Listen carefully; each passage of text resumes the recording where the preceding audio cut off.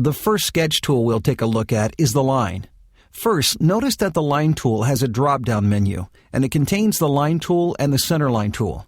I'll discuss the center line tool in a later lesson. I can also locate the line tool from Tools, Sketch Entities, or by right-clicking in the graphics area. Using the S key shortcut,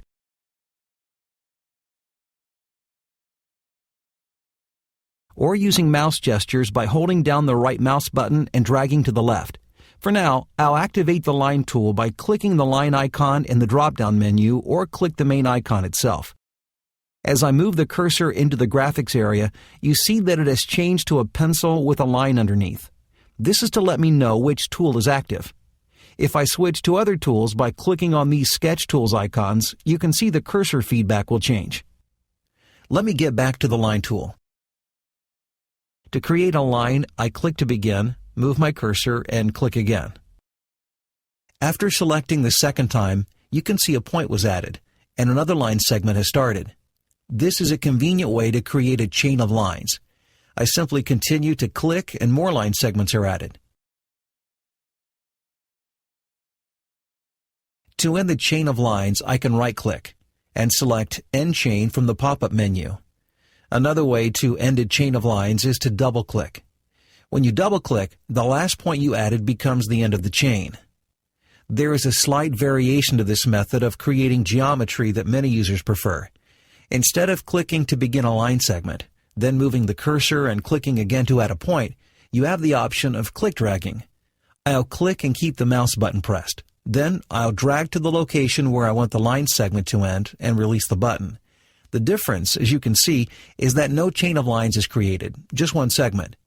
For those that don't want to worry about ending chains either by right-clicking or double-clicking, this might be a better method. Other sketch tools work very much like the line tool. Let me clear this sketch by deleting these lines. To delete sketch items, all you have to do is select them and press Delete on your keyboard. This can be an annoying stumbling block that trips up many new users. To select something in SolidWorks, you click on it. However, because I still have the line tool activated, when I click on these lines, I end up beginning a new line. Typically, a new user will notice this, and to try to avoid this new line, they'll bring their cursor back to the beginning very carefully, hoping that SolidWorks will forget all about the new line. The problem with this is that you end up with these little tiny specks of lines that can cause nightmares down the road. To avoid all this trouble, just remember to turn off whatever sketch tool you might have on before you try to select things. Turning a sketch tool off is easy. Either click again on the active tool or click on the select icon, the icon with the picture of the arrow pointer. For those of you that like to use right-click shortcuts, you can also right-click and pick Select from the pop-up menu. Another very popular method to exit from an active tool in SolidWorks and return to the Select tool is to hit the Escape key on your keyboard. Now with the Select tool, I can click on these lines to select them and press Delete on the keyboard to delete them.